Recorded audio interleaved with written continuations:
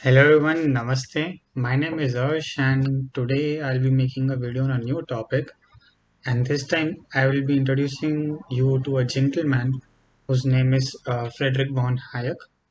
Now, the motivation of making this video is the reason that when you are studying economics, especially in India, you must have heard about a gentleman, another economist by the name Gunnar Myrdal, and you might associate him with spread and backwash effects or cumulative causation theory in development economics.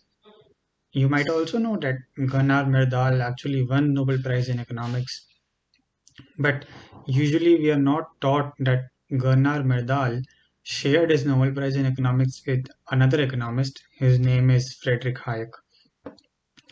And it is sad that whenever I ask my colleagues who have graduated from economics, they don't usually know about Hayek. So this is my motivation to make this video. So let's begin with the actual content of the video. So Friedrich von Hayek, or I would say Hayek, belonged to Austrian School of Economics. Now, Austrian School of Economics is another branch of economics which is different from neoclassical economics or Keynesian economics. And Hayek is usually famous for his book, which he authored, The Use of Knowledge in Society, and the theory he proposed, Austrian business cycle theory. Now, uh, he believed that in a policy making or in economics or in any economy, the role of state should be minimum. Right? The government should not intervene in policy making. So he said that a government should not make plans for the economy. But he was not against the planning actually. He said that the planning should be market based. It should be determined by the market forces of demand and supply and price signaling. He said that even in the time of recession, when the economy is in recession, when there is low demand or there is low supply or there is a economic downfall, the government should not intervene because he believed that if government intervenes, it leads to artificial distribution of resources in the economy. And this artificial distribution of resources delays the recovery from the recession. So he was absolutely against the role of state. Or he said that, in other words, he said that the role of state in the economy should be minimum. So, and he then talked about the problem of information in the society. Now, what he meant by problem of information in society is that whenever government or any policy institution or public institution makes policies, it is based upon the knowledge, or in other words, information, or in other words, data. And this knowledge or information is available among individuals, right? Individuals who are living in the country or community. So, in order to make a policy at central level, in order to make a policy, there is a need of information. There is a need of that knowledge, which is available among individuals, and they're spread across the country. And then that information is used as a data to create policies at a central level.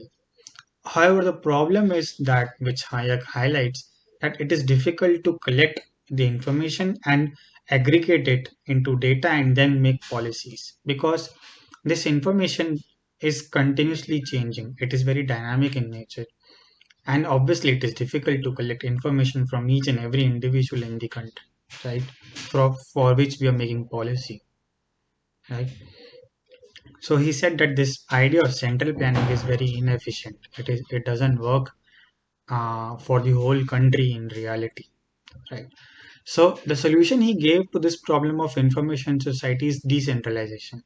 Now, decentralization is a solution, but medium to the solution is price signaling, or we can also say price system, where he says that the decision making in the community or in a country should be based upon the market forces of demand and supply and thus price systems. So whatever the demand and supply forces, however they will work for a particular sector or particular product, right? It should be working in that way, right? Because if demand and supply are worked according to as they should, It will signal the correct pricing and thus correct demand and thus correct supply and thus correct distribution of resources in the economy. So this is what he meant by the price signaling. Now, to give an example, uh, the part of a reason why financial crisis or lending crisis or housing bubbles or any sectoral bubbles happens because the monetary policy institution, which is Federal Reserve in US or Reserve Bank of India in India, what they do is that they artificially lower the interest rate to boost the demand for money in the economy. Now, when they lower down the interest rate, the demand for money increases and thus the income increases, right? And people start to invest, they start to consume more, they start to demand more. When demand increases, the supply increases and overall income increases. But you should be careful that this increase in demand is constrained by the limited resources available in the economy, right? The resources doesn't increase all of a sudden, even if the demand increases sharply in short period of time. So when demand increases, the constraint of resources is still available in the economy, and thus the prices increases.